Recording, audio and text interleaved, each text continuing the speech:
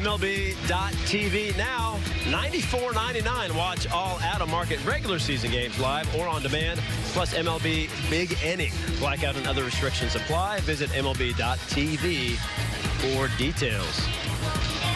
While we slow things down, our McDelivery Super Bowl moments from this afternoon's ball game, which turned out to be fantastic. I love this one, right? Catch, pop fly with a catch. This poor fan is trying to catch a pop fly with a mailbox. Now the lid falls off the first time. Second time now, no lid, so the ball in, boom, right back out. Doesn't count. She's got another opportunity. Come on. So now, just like we do in a real glove, right? Real baseball. You cover with the hand. That's right. Keep it in there. And she gets the catch there. Pop fly with the catch. Nicely done with the mailbox. Getting it done. I love that. Fantastic. Great scene here. Great time to be a Mariner fan out at T-Mobile Park. Welcome back here. It's Brad, Adam. Yeah, the Blue Jays were here. Canadian invasion. The fans were here. They were loud until they weren't, right? Because the Mariners win all 4 games. The Blue Jays fielding miscues in the 5th, 6th, 8th inning. Mariners take advantage. A couple of home runs from Santana last night and today. And the Mariners have themselves a 4-game sweep. 8 straight wins. The skipper kind of explaining what he's seeing and feeling at the ballpark lately.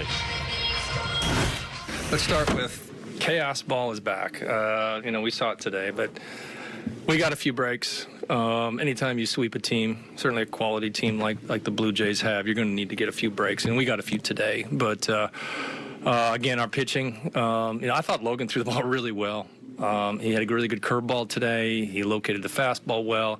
The couple home runs, and then they put the winning in against him, but he was able to obviously get through the 5th and then back out there, shut down inning in the 6th to give our offense a chance, and the bullpen continues to do a great job.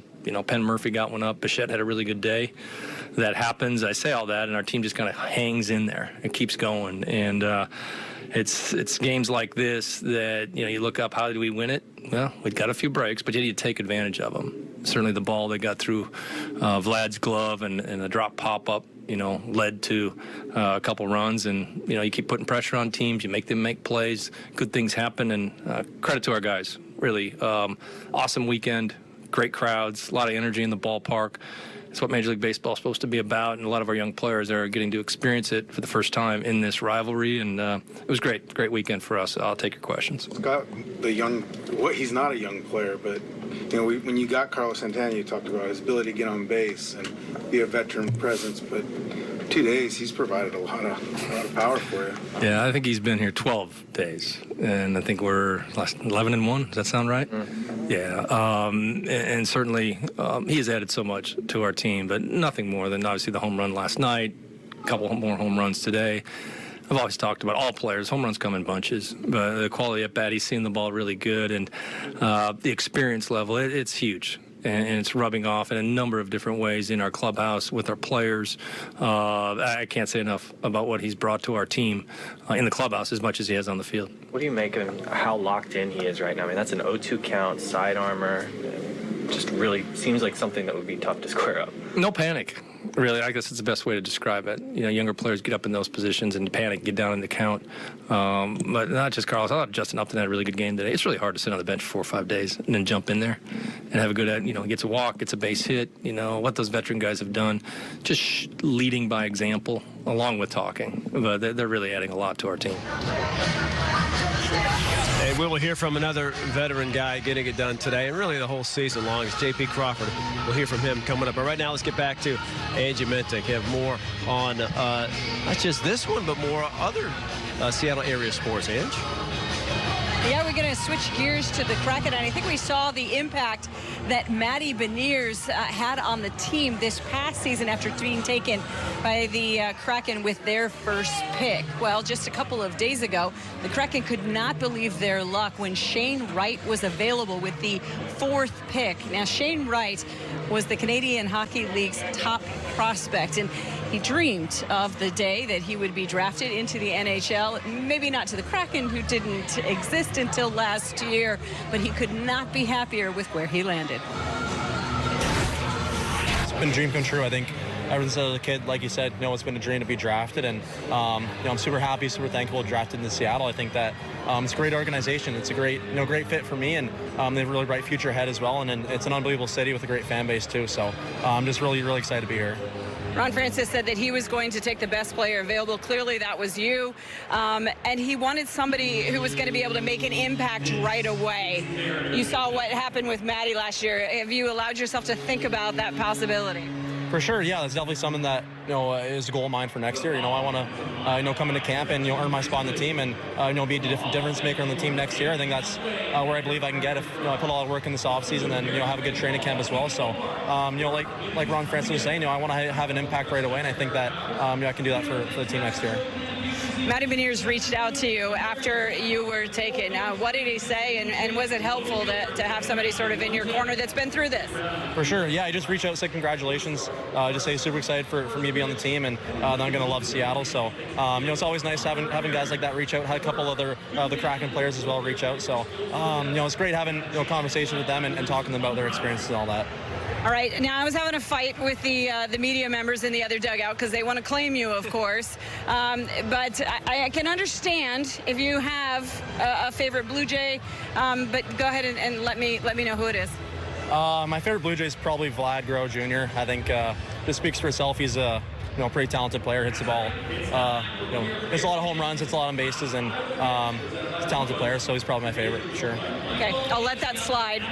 But again, we're going to have to work on a favorite Mariner for you. Do you have any sort of guys that are front runners, maybe? Probably XJ, Robbie Ray is one of my favorites, and Ty France as well is another guy I like watching. So it's a couple guys who are pretty talented players and I like watching. Okay, you just said Ty France, and now you're my favorite Kraken. All right, thank you so much. Appreciate it. Yeah, thank you very much. Thank you. Yeah, Shane and I are both pretty ticked about Ty being left off the All-Star team. A pretty cool moment before today's game. Shane, along with Maddie Beniers, who threw out the first pitch, we'll see that shortly, were called over by Scott Servais and got to meet the skipper and go in the clubhouse and say hello to the team. Nice one, Scott. Pretty cool. All right, we'll be right back.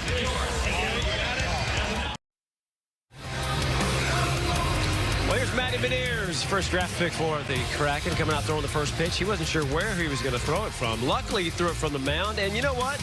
I'm going to give him the strike. He kind of guessed he'd throw it 40 miles per hour. It was pretty close, but he gets it done. The Mariners do as well, 6-5, and they're 1-0. I guess you could say when Maddie Beniers throws out the first pitch and has his Mariners jersey on. The Boston kid is a Red Sox fan, but Jen Mueller talked to him earlier, trying to convert him to a Mariner fan. We join Jen now, and I think that game certainly helped, Jen. Your interview and that game's going to help, right? I would think so. And Matt Festa was catching that first pitch. He is a huge hockey fan, and today was his first big league win. Funny, because I talked to Matt at the beginning of the year, and I said, hey, what do you remember about your first big league win? He said, I don't think I have one yet, do I? To which I replied, I really think that you should know that. But now he has a story to tell of that one. And part of it is all the different breaks that the Mariners got in this game. And you kind of start to feel like maybe there's a bigger force at play. I mean, how else do you describe J.P. Crawford single in the 8th inning and the way this team rallied yet again? I remember in the beginning of the year, we just weren't getting that lucky break, that lucky hit, and the tables have turned a little bit in our favor, so baseball's really fun for us right now. We have heard that Carlos Santana makes a huge difference. We know what he's done offensively. What has he done in the clubhouse? He's bringing our team together. He's only been here for a handful amount of games, but he's brought us closer than we've been ever, so can't thank him enough. I mean, he's just such a great leader, and especially Julio, he looks up to him a lot, and he's brought so much to this team. That's interesting, because I would have said this was a close group even before he arrived. So to think about going above and beyond seems like a pretty impressive feat. Does it surprise you? It doesn't surprise me. I played with them back in Philly in 2017 and 18, one of those years. And he was the same way. He just wants to win, and he wakes up and just breathes baseball. He's always looking at his swing. He's always working. So, as a young guy, you look up to him, seeing that, and it just makes you want to get better. You talk about Julio Rodriguez. He gets to his first All-Star game. I'm sure that this is the first of many. How happy are you for Julio? Oh, I'm so stoked for Julio. He has so much hype around him, and it's for a good reason. The guy can flat out play in all aspects of the game, and he's so humble about everything, too. And I think that's what a lot of people don't know about him, is how humble he really is. And I think I like that. I think that's his best trait. Lastly, I don't want you to look too far ahead, but how do you guys keep this rolling? Go out there, enjoy this off day tomorrow, and go handle business in D.C. That seems like a good plan. I noticed that Eric Swanson tweeted at the end of the game, Santana in all caps. Swanee, of course, is on paternity leave, but he was on the field, not just in spirit, but in his glove, or with his glove.